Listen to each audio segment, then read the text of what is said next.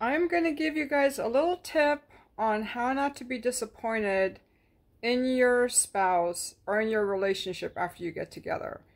You want to look for what that person's values are and priorities before they get into a relationship, whether it comes to sex, housework, cooking, career progression, learning, fitness. Because when people first get into a relationship, they're not trying to lead you on. They're naturally more excited. They're happier. There's that new relationship energy that kind of puts them on a high. They get inspired. When it comes to sex, they'll be more turned on.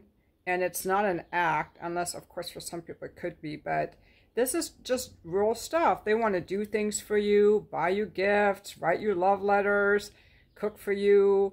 Maybe the guy wants to fix your bike or take you places. But what you have to know in these areas that are very important to you, let's talk about sex first. You want to ask the person how often they masturbate. Very important question, because that shows you that person's baseline libido and also if they're comfortable talking about their sexuality. I would not ask this on a first date, obviously, but this is something that you might want to find out. You might want to ask them certain sexual questions and see how comfortable they are talking about their sexuality, and also what kind of boundaries and standards they have around their sexuality. Another one that comes to mind could be cooking, let's say. Someone may cook for you initially and then stop because they don't really like cooking. So you want to find out how often that person cooks and what kind of food they cook. Because, like, let's say that you're a vegetarian, but, you know, the person loves to cook a lot of pies and bake. Also, when it comes to fitness, some people will be like, oh my God, you know, my spouse gained so much weight. If being with someone who's fit is important to you, find out why they exercise, why they're fit, what's their value system. So just kind of find out what people are like before you met them, because that's what they're going to go back to. Okay? I talked to so many men who are like, oh my God, my wife lost interest in sex.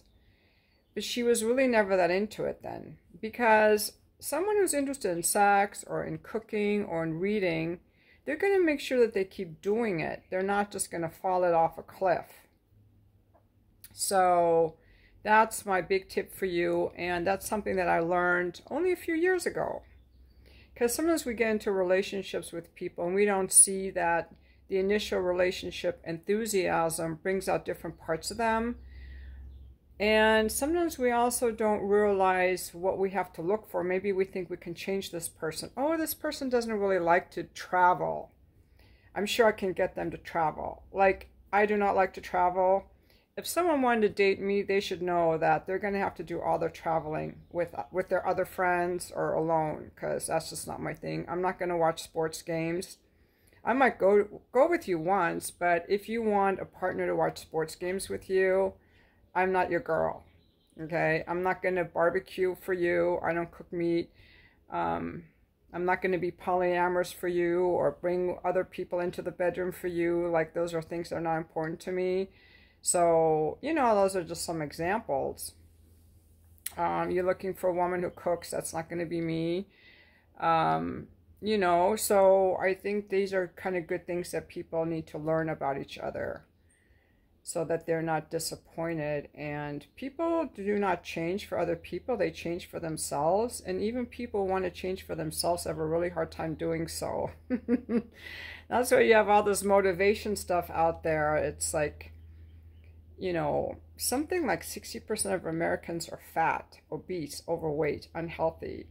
And I don't know if they don't care, but they're not doing anything about it. They don't want to change, you know. They know it's bad for them. You know, that's just like someone who isn't sexual with their partner. That's not healthy. But these people don't want to change. They're like, well, I don't have a sex drive, so I don't care. Why are you bothering me?